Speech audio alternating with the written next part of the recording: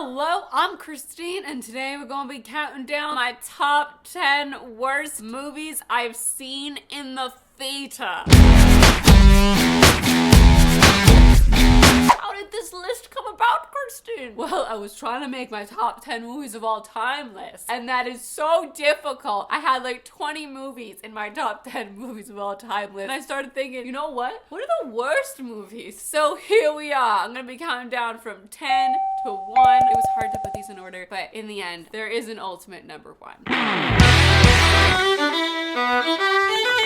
Starting at number 10, I have an older movie, Spy Kids 3. I'm sorry, Spy Kids 3D. So this came out in July of 2003. I was 12. I went with my brother and sister. We loved the Spy Kids films. I was obsessed with Spy Kids 1 and 2. That girl in Spy Kids 2 with the ponytails, and when they turn into helicopters, oh my, and she could fly. It's the coolest. It was the coolest. And then I went to Spy Kids 3D, and this was before like real 3D. It was before Avatar changed to the 3D scene, okay? You go into this theater and you have these cheap paper glasses with one red eye and one blue eye. We're supposed to look at the entire movie with these shit glasses on our faces. You know, I was 12, so correct me if I'm wrong, but like, I thought the other films were quality and this was a piece of shit. They're in this video game the whole time and everything's swirling around, and 12-year-old film critic, I was like, that was shit.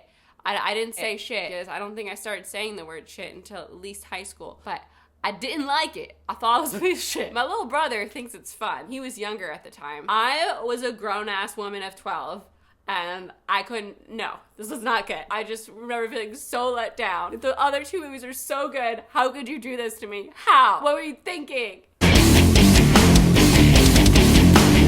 Coming in at number 9 is a little musical, 9. Do you guys remember 9? Because I remember 9. I remember being so excited for 9. You know who was in 9? Fergie, Kate Hudson, Nicole Kidman, Penelope Cruz. And you know who's directing it? Rob Marshall, the director of my favorite movie musical at the time, Chicago. So my hopes were up there. This was 2009, so I was 19 when I watched this because it came out at the end of the year. I was so pumped.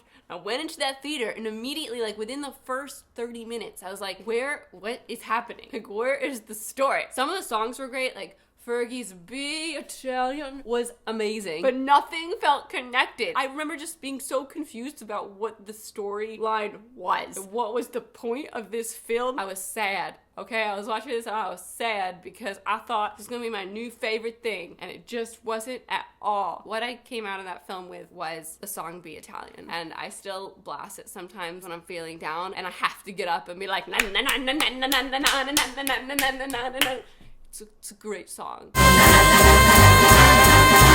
Coming in at 8, Pirates of the Caribbean on Stranger Tides. Now, I know a lot of people don't like Pirates 2 and Pirates 3, and that's fine, but you gotta let me love them. I think they're all excellent. I was in love with Captain Jack Sparrow, and I loved how weird the mythology was, and how you really had to think and pay attention to the films to figure out what the F was going on. I loved it. I love the score. The scores of the Pirates of the Caribbean movies are just ingrained in me. So, I was really excited. This movie starts, and I am very upset. Not only was the story kind of like, I don't know, it felt disjointed, and I know you're gonna be like, the third one sucked, and then no, it didn't. It made sense. It made sense. You have to pay attention. The fourth one felt so fluffy. The script was trying so hard to be the other movies. The jokes were all recycled. They weren't like playing off of old jokes. They were like using the exact same jokes again. I know, because I know those scripts by heart.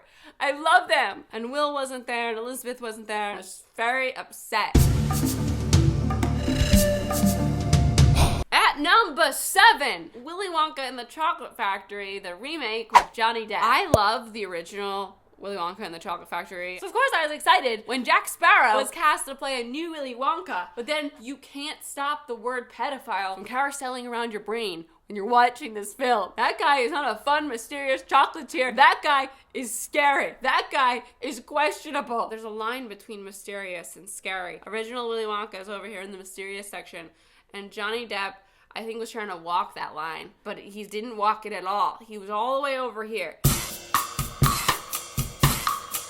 Coming in at number 6. Aloha. Aloha, do you remember Aloha? Bradley Cooper and Emma Stone. It looked like it was gonna be a rom-com. And then we get into the theater, you start watching this movie, and it's just falling flat on every possible way. I don't feel any chemistry between Bradley and Emma, and the dialogue is weird, and the story is clunky. All of the excitement I had built up for this movie just shriveled up. I saw the Rotten Tomato rating that day, and I was like, no, that can't be. But it was real. It was real. The Rotten Tomato rating was accurate.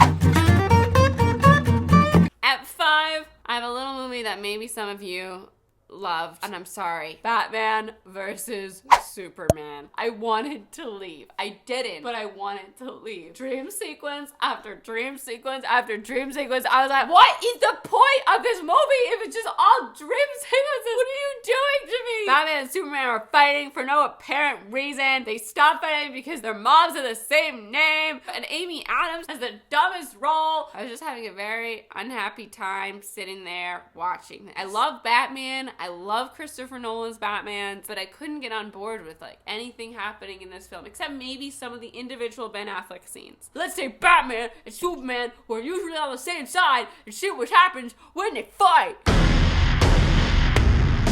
At number 4 is a more recent film, Power Rangers. The new Power Rangers remake. I loved Power Rangers as a child, and when I say child, I mean like as a 3-4-year-old. Those were my prime Power Ranger love times. I had all the action figures where you push their chest and their head flips up, and if their head is up, you push their chest and their Power Ranger helmet flips up. And I wanted to be the Pink Ranger, and I wanted to jump up and do a straddle kick and kick 2 bad guys at once. What really got me watching this film was that I didn't get to see the Power Rangers fight. My favorite scenes of the show were just watching them fight bad guys and kick people and do cool karate moves. And in the movie, they like get in these robots and it turns into Transformers. Me and Natasha walked out of this film because it was so Transformery and there was no actual like hand-on-hand combat. I loved the trailers. I think it made it look like it was gonna be really character-driven and Breakfast Clubby, and it just wasn't. You know who nailed that? The new Jumanji. But the new Power Rangers,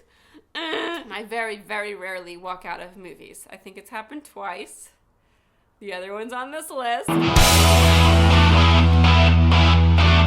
Coming in at number 3, Sea of Monsters. Percy Jackson's Sea of Monsters, the adaptation of one of my favorite book series. Yes, I had already watched the first film. It was also bad. It was a bad adaptation of Percy Jackson, which is an excellent, excellent book series that anyone of any age can enjoy. And I have a million videos. I have a video about every single book. When I first finished the series and I watched Percy Jackson the movie, immediately within the first 10 minutes, I was like, wow, this is bad. But the second movie hadn't come out yet. So I saw that one in the theater, and I'm just sitting there the whole time like, oh God, oh, it burns, oh no. And I sat through the whole thing because I had to go home and make a review. They didn't take the time to Harry Potter it, but it could have been Harry Potter because that's how good the series is. It's excellent. It's funny and charming and clever, and oh, it's so sad.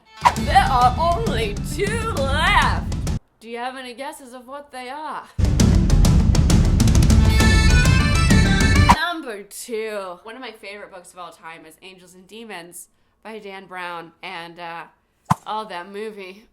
This is the only other movie I've ever walked out of. I have never been happy with Tom Hanks as Robert Langdon. I just can't mesh that guy with the cool professor that I've been reading about since I was 16. I just can't do it. Now that I've seen John Krasinski as Jack Ryan, I honestly think he would be a perfect Robert Langdon if you gave him like 10 more years. Okay, let him age a little bit more, so he's like 45, and redo all the Robert Langdon books with a new director and new cast. I think it would be amazing. Robert Langdon was so suave, and he's got that James Bond feel, but he's a symbologist and a professor, and it just doesn't register as Tom Hanks at all. I don't know if I'm the only one who thinks that. I love Tom Hanks, but it just doesn't fit for me. So Angels and Demons is, like I said, one of my favorite books of all time, and I was so excited, and I brought Olivia with me, and Olivia's friend Jordan, that's my sister and one of her best friends, and we were just sitting there not connecting with the film at all, and I'm sitting there cringing my ass off. Very strongly disliked the way the film was directed. It was like we were constantly moving in circles. The camera was constantly circling around things to the point where you couldn't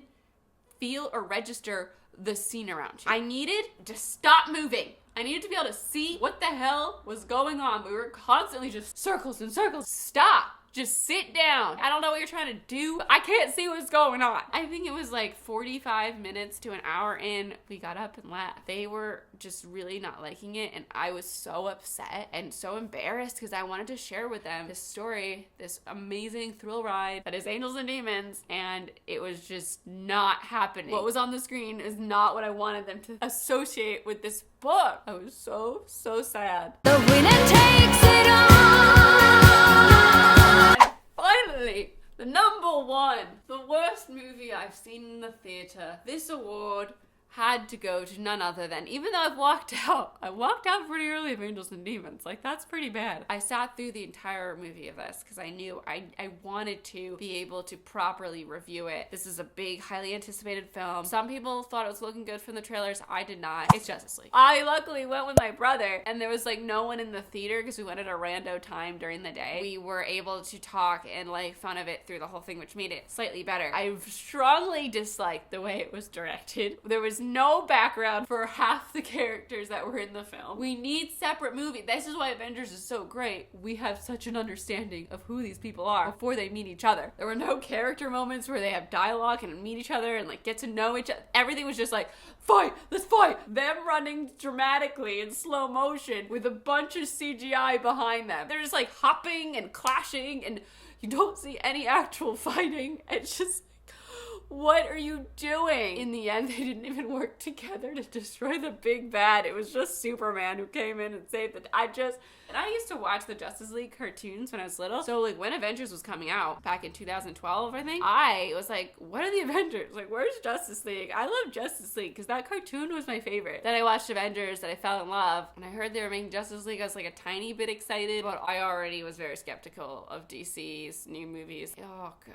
I did a review of it with Paul on his channel, so I'll link that below if you have any interest in watching. And those are the top 10 worst movies I saw in the theater. Oh my gosh, there's obviously other bad movies I've seen, but I watch a lot of movies. And I watch a lot on my laptop, not in the theater, after the fact, especially if I know it's going to be bad. I hope you had fun going through those with me. I did. I'd love to hear what your worst movies you've seen in theaters list is. I find those fascinating. My name's Christine. I make videos every Tuesday and other days too. You can find me on Twitter and Instagram as @xteenmay. Thanks for watching. I will see you next time. Goodbye!